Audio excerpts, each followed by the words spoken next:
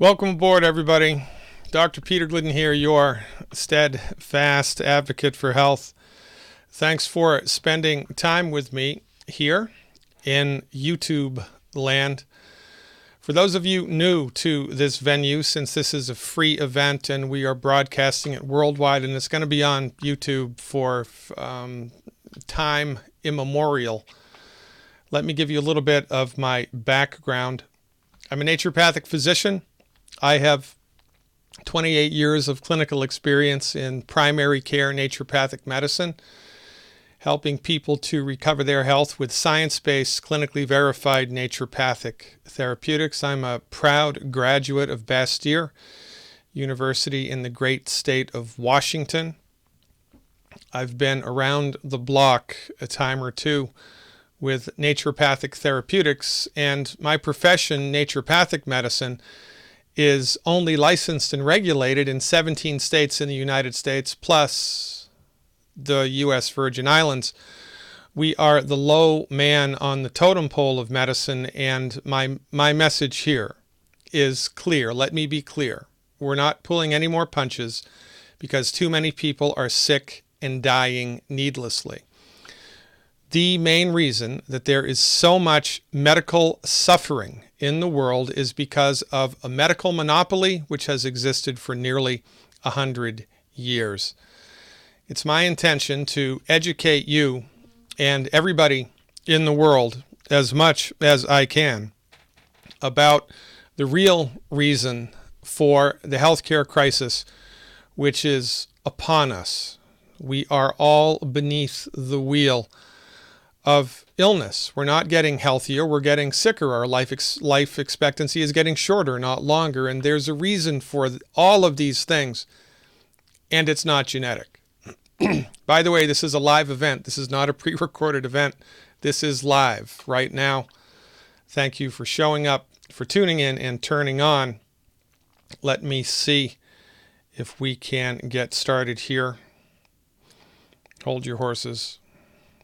Let me see if I can click the appropriate boxes. And we are off to the races. Ladies and gentlemen, thank you so much for tuning in and turning on. I am your steadfast advocate for health, Dr. Peter Glidden. Thanks for your time. Let's get this party started.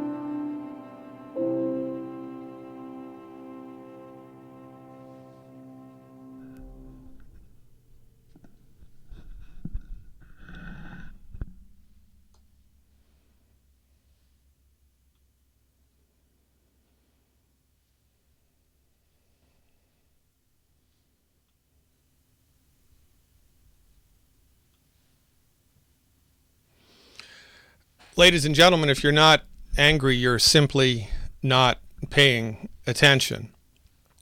We are getting sicker every year. Our movie star heroes die at an early age, and nobody seems to be upset. It's a problem. It's a billion-pound gorilla in the middle of this country that nobody sees.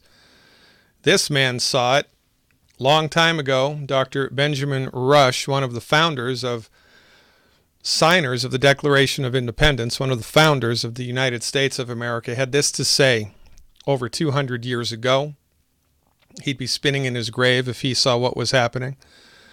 Unless we put medical freedom into the Constitution, the time will come when medicine will organize itself into a dictatorship. To restrict the art of healing to one class of men and deny equal privileges to others will constitute the Bastille of medical science. All such laws are un-American and despotic. And ladies and gentlemen, that is exactly what has happened here in the last 90-plus years. These are the states that currently license naturopathic medicine, the states in blue, plus the United States Virgin Islands. The states in gray do not recognize naturopathic medicine, which apparently means that the laws of science, the laws of medicine, change when you cross state lines. Well, this, of course, is not true, but this is a small example of the monopoly that exists not only here in the United States, but in all industrialized nations around the world. The only medicine your insurance pays for is MD-directed medicine. The only medicine they practice in your hospitals is MD-directed medicine. The only medicine that universities do research on is MD-directed medicine. And the only medicine they make TV shows about is MD-directed medicine. And even though MD-directed medicine is the leading cause of death, the leading cause of bankruptcy, we still genuflect at the altar of the MD's seeming intelligence. And this is a gigantic problem because, in point of fact, your medical doctor does not own medical science. They own just one piece of the pie of medical science. In the pie of medical science, there's the MD way, the chiropractic way, traditional Chinese medicine, Ayurveda, naturopathic medicine, to name a few. But we have been socialized to believe that the only real type of medicine is MD-directed medicine, and everybody except the MD is a back-of-the-bus quack practicing alternative, substandard, and dangerous medicine. Meanwhile, MD-directed medical treatments are the leading cause of death and the leading cause of bankruptcy in the United States. It's inside out, it's upside down, and it is backwards. But most people have no idea of these distinctions. They look around and they see, well, son of a gun, the only medicine practiced in my hospital is MD-directed medicine. The only medicine I really know anything about is MD-directed medicine, and therefore the MDs must be best at what they do. That's not true. The MDs are in the top dog position because they legislated themselves there in the early 1900s with the help of the Carnegies and the Rockefellers. And they haven't given up the number one position since. As a matter of fact, they've done everything that they can to marginalize every other healthcare practitioner. Talking about dogs, it's actually a good metaphor, because medicine from one perspective, is not unlike dogs. There are a number of different types of dogs, and they're all good for different things. Bloodhounds, for example, are good for finding lost people. Labrador retrievers are good for duck hunting, good for pheasant hunting, right? Chihuahuas, well, I have no idea what Chihuahuas are good for, but in point of fact, if you took a Chihuahua duck hunting, I can guarantee that you're going to come back empty-handed, right? It's the wrong dog for the hunt. Well, as it turns out, your medical doctor is the wrong dog for the hunt if you are suffering with a chronic disease, or if you are interested in getting your body healthy. Interestingly enough, your medical doctor may be the nicest person that God ever created, very good at what they do, but they are not trained in medicine. Nobody is. Medicine is a vast domain. Your medical doctor is trained in one particular type of medicine. It's referred to as allopathic medicine. Now, I'm a naturopathic doctor, right? There's chiropractic medicine, homeopathic medicine, osteopathic medicine, many different types of medicine. The type of medicine your MD is trained in is allopathic. But you have been socialized to believe that your medical doctor practices medicine. They do not. This is a very important distinction for you to understand, that your medical doctor does not practice medicine. They practice allopathic medicine. They are not trained in medicine. They're trained in allopathic medicine. And what's allopathic medicine all about, Dr. Glidden? Well, I thought you'd never ask. Allopathic medicine is based on the science of Sir Isaac Newton. It's based on Newtonian science, which is reductionistic. Reductionistic science argues that if it cannot be measured, it does not exist. Medical philosophy is very important to understand. There's not going to be a test here. Don't worry. But it's important that you understand where your MD is coming from, because when you're sick, you're frightened, and rightly so. Nobody likes to be sick. Nobody likes to be in pain. Nobody likes to, get a bad diagnosis. But we don't really know what type of medicine the MDs are trained in. And when we're sick, we just fall back to the easiest thing to do, right? I mean, your medical insurance pays for MD medicine.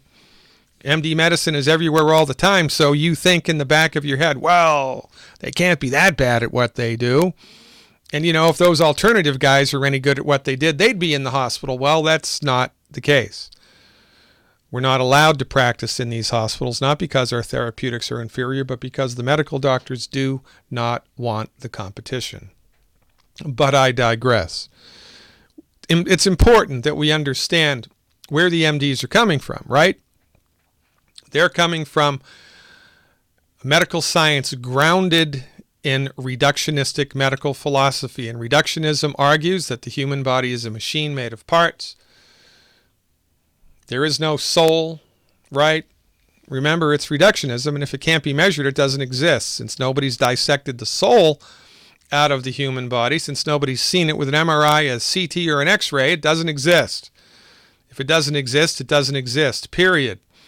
Your body, to an MD, is a bag of biochemicals waiting to break. And when the body does break, it doesn't have the ability to heal itself, and the illness must be managed with drugs.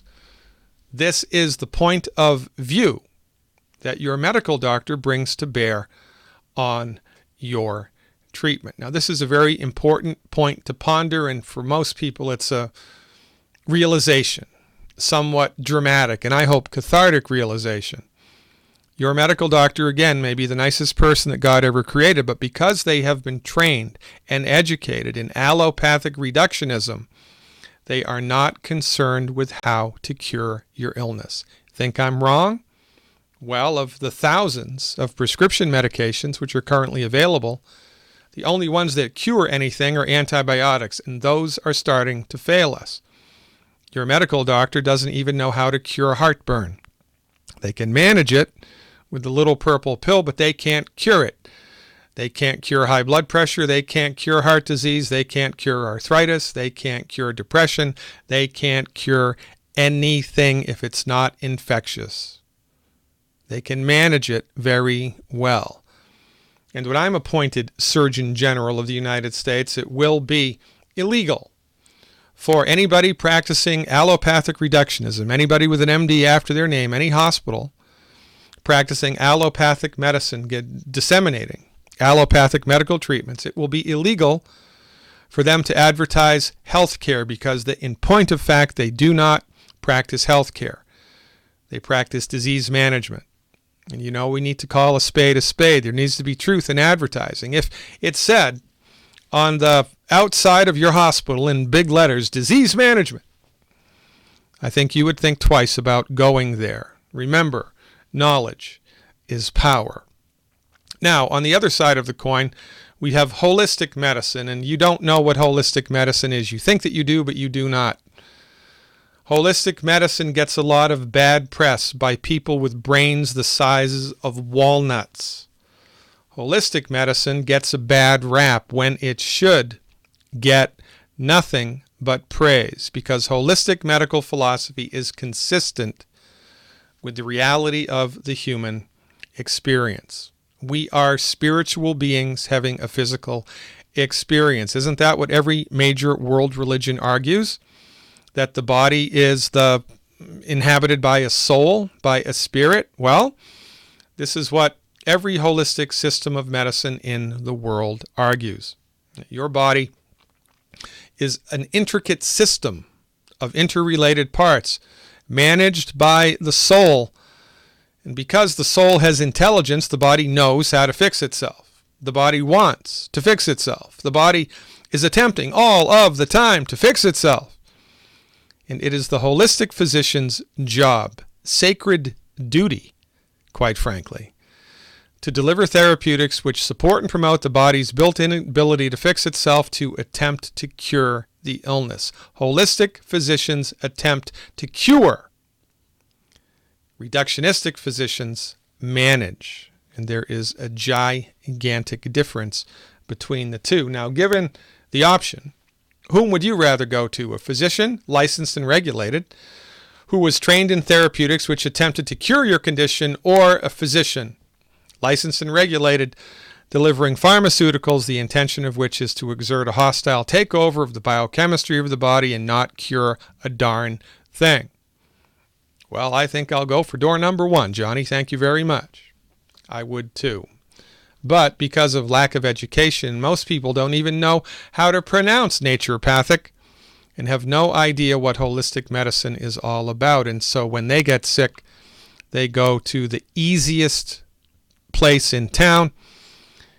And even though the MDs consistently fail, we go back because we just don't know there are options. Say what, Dr. Glidden? What are you talking about? My medical doctor is not concerned with how to cure disease. That's correct. They're only trained in how to manage disease. And I'm going to underline this. They may be very well-intentioned human beings, but they do not practice healthcare. They practice disease management. And that's an important distinction for you to understand. Now, look, this is not a let's bash the MD session. This is a let's all get a clue session. The MDs being brought up inside of reductionistic allopathic medicine have a particular skill set which is very, very, very, very good. Remember, right? Different dogs for different jobs. Well, as it turns out, the MDs, because of their training in allopathic reductionism, are really good at trauma care, surgery when it's necessary, and a handful of infectious diseases. That is their skill set. That is where they excel. However, because of the monopoly, which is self-policing and self-regulating, Harvard University even says that over 50%, I think the number was 55, but don't quote me, over 50% of emergency room medical doctors are addicted to street drugs, alcohol, or prescription medications. And nobody goes to jail, nobody's wrist gets slapped, there are no OSHA tickets delivered. Why? Because it's good to be the king, and when you're the king, you can get away, well, with murder. Remember, the leading cause of death in the United States, MD-directed medical therapeutics. And the leading cause of bankruptcy, well, what's the most expensive type of medicine, Dr. Glidden? Well, I thought you'd never ask. It's the one that doesn't work. However, remember, you're not going to take a Chihuahua duck hunting, but if you take a Labrador Retriever duck hunting, that's probably a good idea. If you have a bullet in your arm, a broken leg, a bleeding artery, some type of trauma to the body, then the MD is the dog for the hunt, the best dog for the hunt. And look, we don't let chiropractors do open heart surgery, do we? No, nor should we. I love chiropractors. Chiropractic medicine is awesome.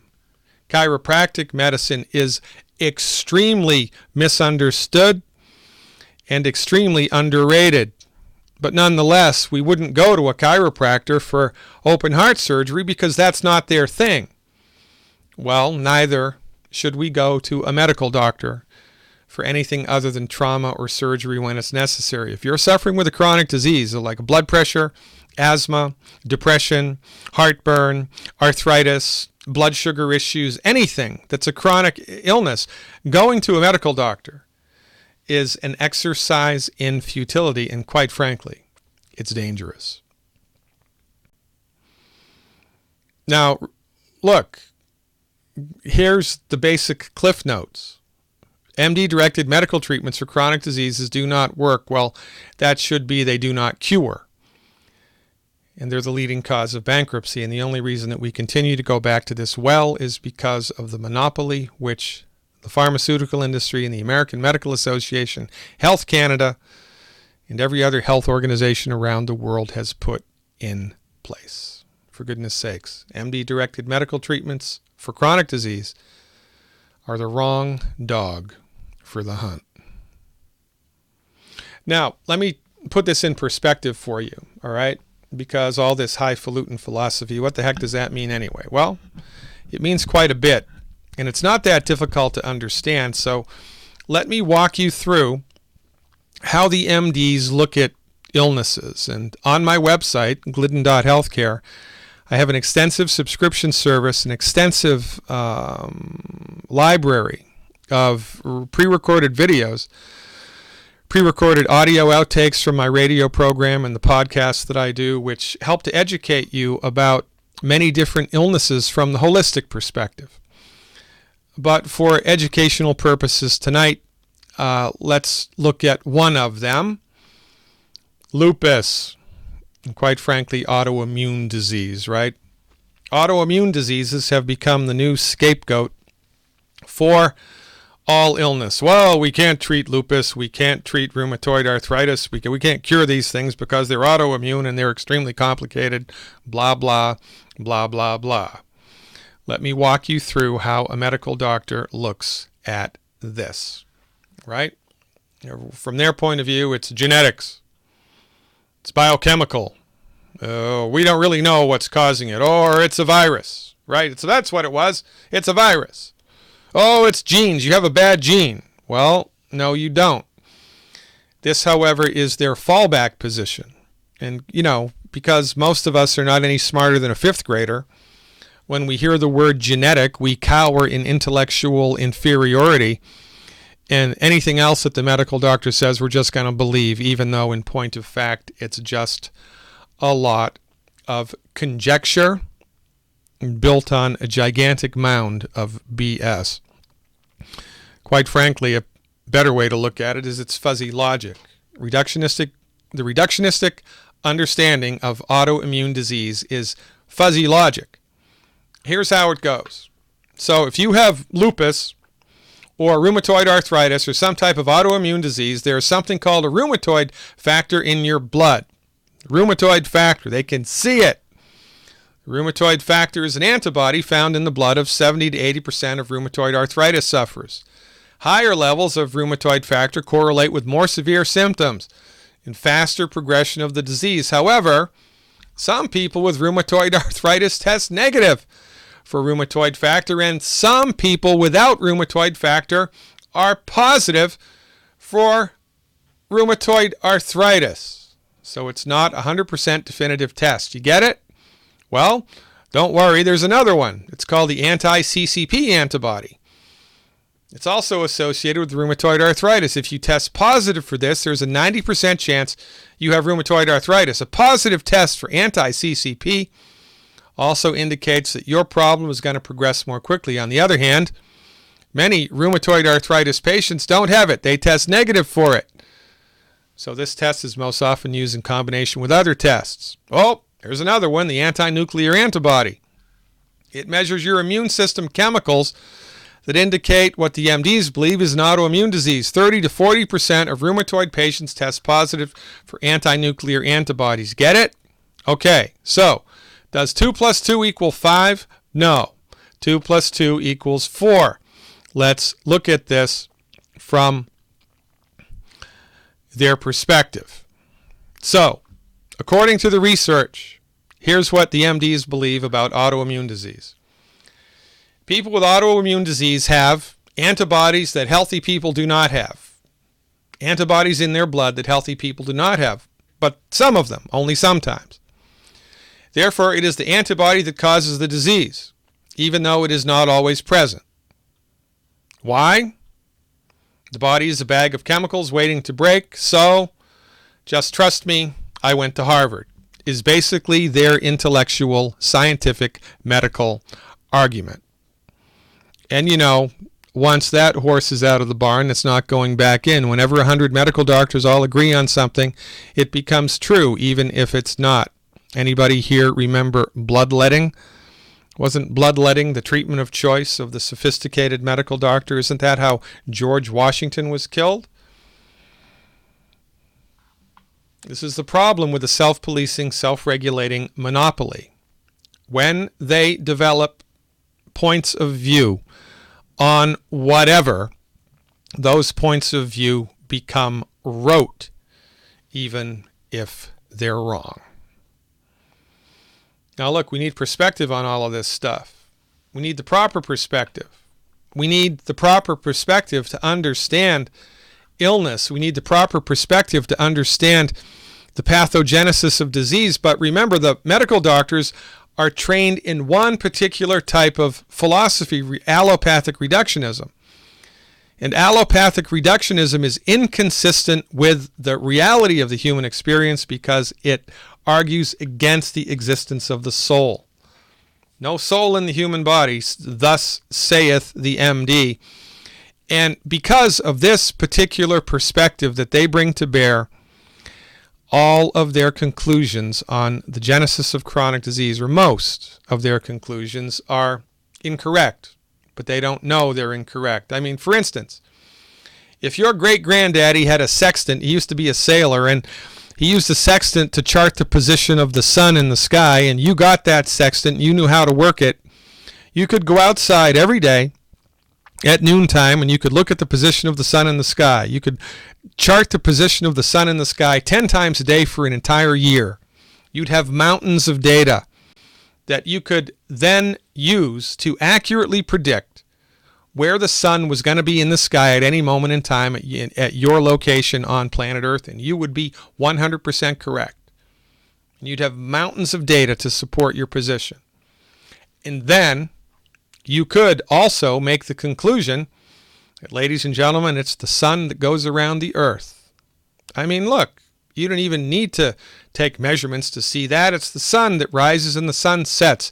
The sun's moving around the Earth. The Earth is standing still. Well, you'd be wrong, even though you had mountains of data to support that notion. You'd be wrong because you were blind to two simple data points. 3, the mass of the sun, the mass of the Earth, and angular momentum. If you had no idea of these 3 things, you would be drawn to the wrong conclusions, even though you would have mountains of data to support your position. That is exactly what the medical doctors do because of their grounding in reductionism.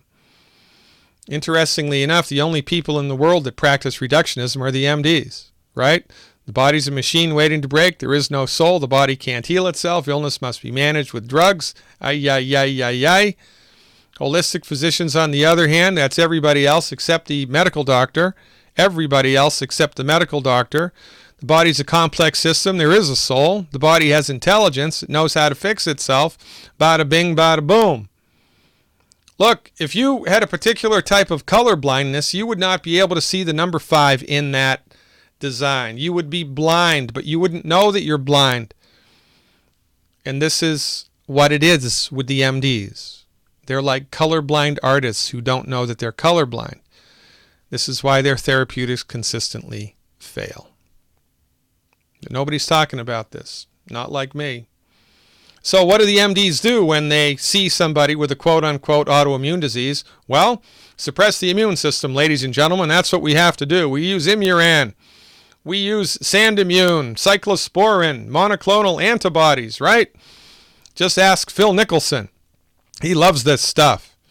Corticosteroids also, such as prednisone, deltazone, orezone. Let's not worry that it's not curing the disease. Let's not worry about the side effects. Why aren't we going to worry about these? Well, because it's a gigantic industry, about $100 billion a year worldwide. The medical profession makes treating people with autoimmune disease, not curing it, not curing it, not curing it, and in the meanwhile generating side effects. And I'm the quack. Well, Dr. Glidden, this might all be well and good, but what's your perspective? What's the holistic perspective on autoimmunity? Well, it's quite easy, quite frankly.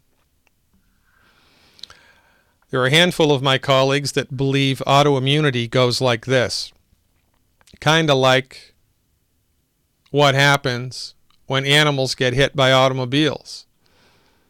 Right? If you're in Australia and there's a Joey and he's running across the road and gets hit by a traveler, pretty soon he's going to be a decayed mass on the side of the road, right?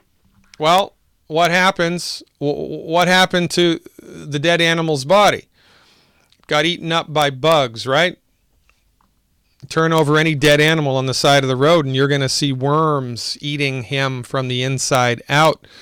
This is nature's way of clearing up the dead matter from the environment, and exactly the same thing happens inside the human body, but because the medical doctors think that they're smarter than God, they don't even believe in God, they don't look at these connections.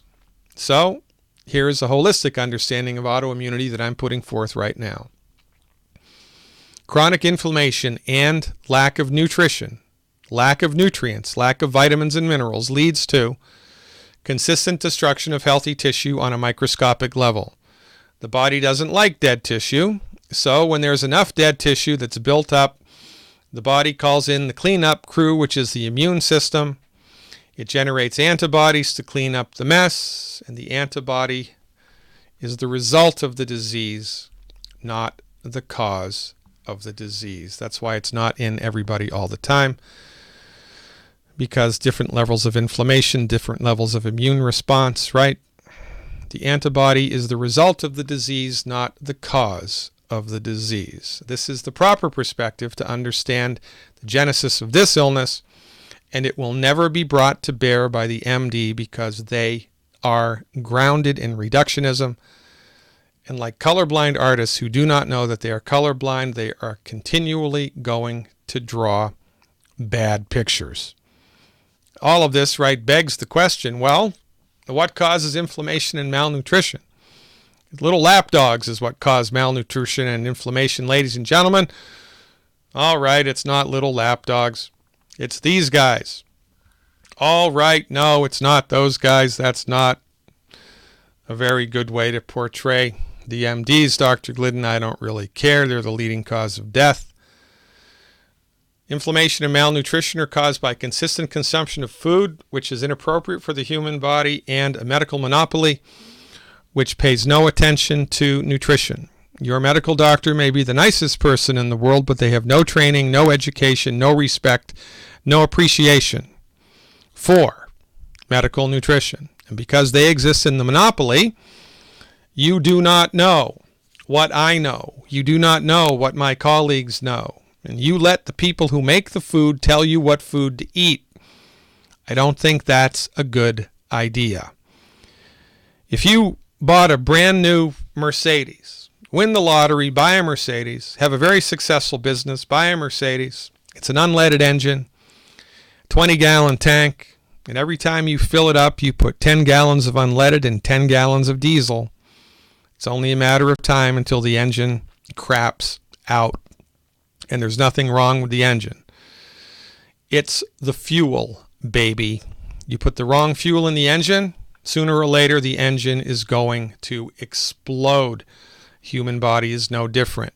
And because your medical doctor owns the show of medicine, because your medical doctor has no training, no experience, no respect, and no appreciation for medical nutrition, you are in the dark. You're consistently eating food all of the time, which is hurting the body, and your body has run out of the essential nutrients that it needs to fix itself. Which brings us to part 2 of this presentation, the good news, what to do to get on the other side of a chronic health condition. My mentor and colleague, Dr. Joel Wallach, the second oldest naturopathic doctor in the world, arguably the most researched and published naturopathic doctor in the world, the founder of the Youngevity Essential Life Sciences Network Marketing Company, is, in this doctor's estimation, the king of the hill when it comes to understanding how the body works and what to do to help the body recover its health. I could give an hour-long presentation about Dr. Wallach's resume. Among other things, he's taken the Food and Drug Administration to court a number of times to secure something called a qualified health claim. Generally speaking, the only thing that can cure disease in the United States, according to the Food and Drug Administration, is a drug. Did you know that? The only thing that can cure disease is a drug. Thus spake the FDA. And in order to get a drug approved, it's tens of millions of dollars, $40 to $60 million you have to spend to get a drug approved. This pushes vitamin companies and herbal companies out of the game. Nobody but Big Pharma has that type of money. But there is a little loophole in that egregious law which allows doctors, anybody quite frankly, who has the chutzpah, to approach the Food and Drug Administration with mountains of research. And if all of the research points to a certain medical conclusion, and if the stars align, the Food and Drug Administration will grant something called a qualified health claim. Youngevity has been involved in a number of qualified health claims. Because of Youngevity's efforts, we can say that the trace mineral selenium is cancer preventive. We can say that omega-3 essential fatty acids reduce the risk of coronary heart disease. And we can say that the antioxidants in vitamin C and vitamin E are cancer preventive. And we can do all of these things because of the proactivity of Youngevity, led, of course, by Dr. Wallach. Now, do you know any other nutritional supplement companies in the world that are doing things like this? I don't. And I've been in this industry for over a quarter of a century. But where the rubber hits the road, and why Dr. Wallach's therapeutics are so effective, and why I'm such a cheerleader for the Youngevity brand of nutritional supplements, is because of Dr. Wallach's research. There was an environmental disaster years ago in Japan. It was called the Minamata disaster. Tons of gallons or lots of mercury, liquid mercury, was dumped into Minamata River. It flowed into Minamata Bay, poisoned everybody in Minamata. Lots of people died. Everybody got sick. And 9 months later, all the children born in Minamata were unbelievably disfigured with birth defects, all because of mercury toxicity. This was kind of a wake-up call to the scientific community, and scientists were of the opinion that, son of a gun, if mercury toxicity can do this, what about other things in the environment that we're dumping into the environment, which we don't even know about? We need to figure out the extent of environmental toxicity on the net negative health of humans, and they put Dr. Wallach in charge of this research. It took 12 years. From 1971 to 1983, cost $25 million. In modern day money, that's, I don't know, a lot of dollars. Dr. Wallach did 26,000 autopsies, more or less, 10 million blood chemistries and histopathologies, more or less. And his publication, which was the result of this, The Diseases of Exotic Animals, is in the Smithsonian institution. It's a national treasure, not bad for a naturopathic doctor. The cliff notes here, $25 million of research, 26,000 autopsies, and 10 million blood chemistries later, we can say that in order for the human body to be healthy, it needs 90 essential nutrients every day. Here's the breakdown. 60 minerals, 16 vitamins, 12 amino acids, and 2 essential fatty acids for a grand total of 90 essential nutrients. Hence, the Youngevity Company's mantra, 90 for life. This is what we talk about, or what we're referring to when we are referring to the 90 for life. It is the 90 essential nutrients that the human body needs. And keep in mind, a nutrient is called essential if the body needs it, but it cannot make it. Your body needs 90 essential nutrients every day just to function optimally. Now, nutrient deficiency diseases are rampant, but because the medical doctors have no training in medical nutrition, have no clinical experience, and quite frankly no respect for it because they are colorblind to it, they have no idea of the relationship between nutrients and diseases, and we do. Here's the short list. High blood pressure is directly related to not enough calcium, not enough magnesium. Ringing in the ears, not enough calcium, not enough sulfur-bearing molecules. Vertigo, not enough calcium. Type 2 diabetes, multiple mineral deficiencies, especially vanadium and chromium. Congestive heart failure, not enough thiamine or vitamin B like baby 1. Asthma, not enough omega-3 essential fatty acids. Obesity, multiple nutrient deficiencies. This is the secret to weight gain that not even Oprah knows, ladies and gentlemen. If you're struggling with obesity, you don't have a bad gene, you have a bad doctor. If you're struggling with obesity, you don't have, you're not lazy, you're not depressed, you're not irresponsible. You're nutritionally deficient.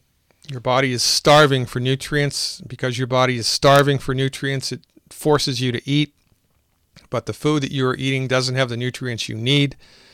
And so you'll go to Olive Garden, you'll eat like a horse, consume 3,000 calories in 45 minutes, and 2 hours later, you're hungry again. The medical doctor's treatment for this, let's just cut out your stomach. Oh, that's too extreme? You don't want to do the gastric bypass? Okay, then let's just wrap a belt around your stomach and squeeze it tight. Let's do the lap band surgery. That's a good idea. Well, quite frankly, it's barbaric. But remember, when you're the king, anything goes. For goodness sakes, ladies and gentlemen, in the course of 70 years, we go from that to that. And it's not because we have a bad gene. It's because we are consistently eating food all of the time, which is bad for us. And our bodies are completely undernutrified all of the time. But, oh, Dr. Glidden, my medical doctor told me all I needed to do was eat from the 4 food groups, and I'd get everything that I needed all the time. Well, if you believe that, you also probably believe in the Easter Bunny. They are both myths. It is impossible to get all 90 essential nutrients from food. Read impossible. It is not challenging. It is not difficult. It's impossible to get all 90 nutrients from food. You can't do it. You cannot do it, and here's why. You remember the breakdown, 90 essential nutrients. Well, the lion's share are the minerals. 60 of 90, that's 2/3, 66% of your nutrient needs are minerals. Things like calcium, selenium, zinc, and sulfur, right? And minerals you've never even heard of, like europium. For goodness sakes. Only problem with minerals is the only person that can make a mineral is God. Animals can't make minerals. Plants can't make minerals. The only way that minerals get into the human body is if they're in the soil that the plants that we eat are grown in, or the plants that the animals eat that we then eat are grown in. If the minerals are not evenly distributed in the soil, if the minerals are not in the soil, they're not in the food. If they're not in the food, they're not in us. Period. Here's a map in the United States of the trace mineral selenium, which is essential for cancer prevention. In this map, if it's pink or reddish, there's a lot of selenium. Orange and yellow, moderate amounts of selenium. Blue and gray, not so much. And white, there isn't any. Isn't any. None. Nada. Niet. So, if you are lucky enough to eat organically grown tomatoes harvested by Trappist monks under a full moon and they're grown here, you got lucky. You hit the jackpot. There's lots of selenium. But if they're grown here, if they're grown here, if they're grown here, or if they're grown here, or if they're grown here, there is no selenium in the food. And by the way, this is one map of one mineral. Remember, there are 59 other minerals that we need for a total of 60. No place on planet Earth that we've discovered so far has all 60 minerals in the soil. Oh, but Dr. Glidden, I can get all my selenium from Brazil nuts. Isn't that what Dr. Oz told me? Well, maybe he did, but remember, he's a colorblind artist who doesn't know that he's colorblind. In point of fact, for whatever reason, the Brazil nut tree does concentrate selenium extremely well, but the selenium has to be in the soil in the first place. If it's not in the soil, it's not in the tree. If it's not in the tree, it's not in the nut. If it's not in the nut, it's not in you. Which leads to the unbelievable observation that everybody is nutritionally deficient. Everybody. Everybody. If this tank represents your nutrient needs, it needs to be topped off every day with the 90 essential nutrients. Every day. Every day. But because of the minerals situation and because of other situations, the way that the food is grown and the way that it's cooked, most people's tank is about half full. You're lucky if your nutritional tank is half full. But then what happens? Well, we experience the stress of life. Viral stress, bacterial stress, fungal stress, emotional stress, financial stress, weather, aging. Life is a great big bowl of stress. Stress whittles away at our reserves and then something breaks. Then we go to a medical doctor who doesn't know any of this and they give us a drug not to cure it but to manage it. The drug actually makes us more nutritionally deficient, so after a while the drug stops working, we need another drug and then another drug and then we die. We're lucky if we don't go bankrupt in the process, and then our relatives are so grief-stricken that they organize a 5K run on our behalf and give money to the medical doctors under whose care we got sick in the first place. For goodness sakes. And you know, if you look back at time, chronic diseases really started to accelerate here in the 20th century, and here's the reason that only a few of us understand. It all happened on September 4th, 1882, in Pearl Street, New York, overlooking the construction of the Brooklyn Bridge, and it's due to this man, Thomas Alva Edison. He pulled the switch on the first electric generator, bringing electrical energy to a district of New York City. This was the first time that electrical energy was available to the masses. This was the birth of the electric revolution. And what on earth does this have to do with chronic disease? Oh, is it electromagnetic radiation from the overhead wires? No. It's something much more down to earth. Before, electricity was in everybody's house. Everybody heated and cooked with wood. And what was the result of heating and cooking with wood? Wood ash. Wood ash was an industry. The collection and the dissemination of wood ash was a cottage industry. It was a big deal. And the white ash from the middle of the fire was called potash. That's where it was the hottest. The carbon in the ash would burn off, and what's left in wood ash? Minerals. Wood ash is 99.99% minerals. The minerals that the plant, the tree, the bush, whatever it was, sucked out of the ground that it was growing in. The fire burns away the sugars and the cellulose and the carbon and everything else, but it can't burn away a mineral. So the wood ash was almost 100% minerals. And people would take the white ash from the middle of the fire and put it in their food. Culinary ash. Culinary ash was a big deal in the 1800s. But after the electrical revolution, nobody was heating or cooking with wood anymore. So no more wood ash. No more wood ash, no more minerals. Remember, minerals are a big deal. 66% of your nutrient needs. So now there's less minerals in your body. And this is one of the leading causes of chronic disease. It's not genetic, it's nutritional. If you're struggling with a chronic illness, your body is nutritionally deficient, guaranteed. And in order for you to get on the other side of that, you need 90 essential nutrients, right? You need them all. You need the 90. You need to fill your tank up. And period. For goodness sakes. Coretta Scott King listened to our advice. She listened to Dr. Wallach. She was able to march in the Million Man March after recovering from a bad arthritic condition. She gave her body the nutrients it needed, and her body fixed itself to the ability that it was able to. It wasn't genetic. Evander Holyfield had a heart condition. He fixed it with medical nutrition. Thank you, Dr. Wallach. Nelson Mandela lived as long as he did, beat the curve, died in his 90s, right? Most people die in their early 80s here in the United States. I have no idea what the average life expectancy in South Africa is. He made it as long as he did because he was taking Youngevity's nutritional supplements while he was in jail in South Africa, for goodness sakes. Creflo Dollar, a very famous evangelist in the South, his daughter was dying from asthma, which was unresponsive to conventional treatment, and she recovered completely with medical nutrition. Thank you, Dr. Wallach. Theo Ratliff, second oldest player in the NBA, was told by the best orthopedic surgeons in professional basketball that he couldn't play because his bones and joints were too far gone. He needed multiple surgeries and he had to retire. Theo talked to Dr. Wallach, followed Dr. Wallach's advice, and 9 months after the orthopedic doctors told him he was done, he came back and led the league in rebounds, not only for that year, but for 3 years in a row.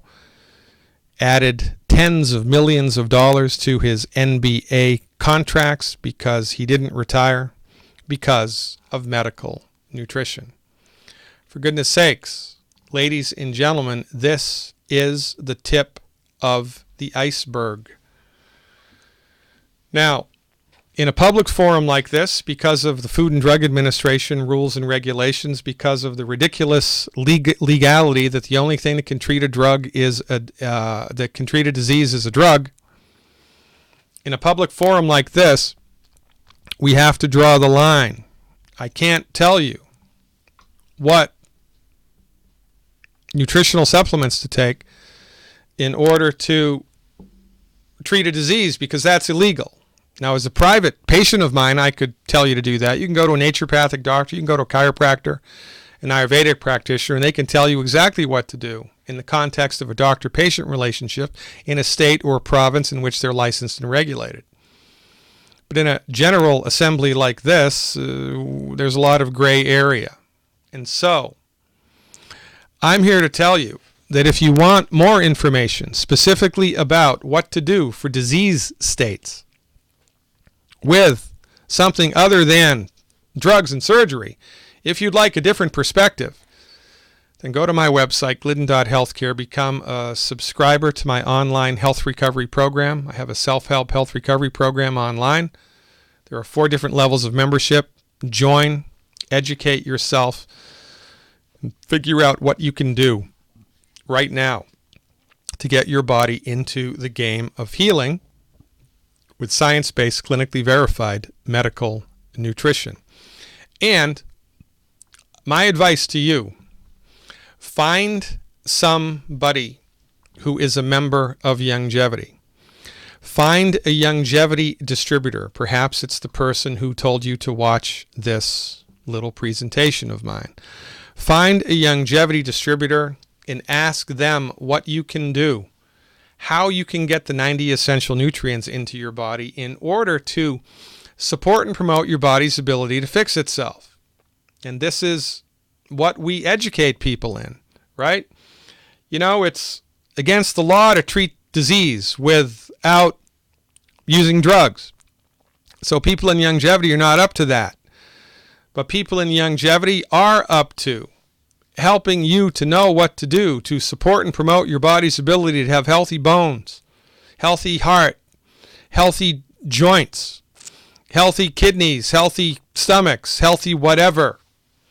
We do this with science-based, clinically verified nutrition. Ladies and gentlemen, your body's ability to fix itself is greater than anybody has led you to believe, and you must nutrify. You must. It's mandatory.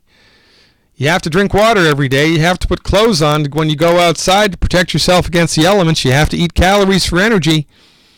There's one more thing you have to do, but nobody told you about it. You need to nutrify. You need to take the 90 essential nutrients every day.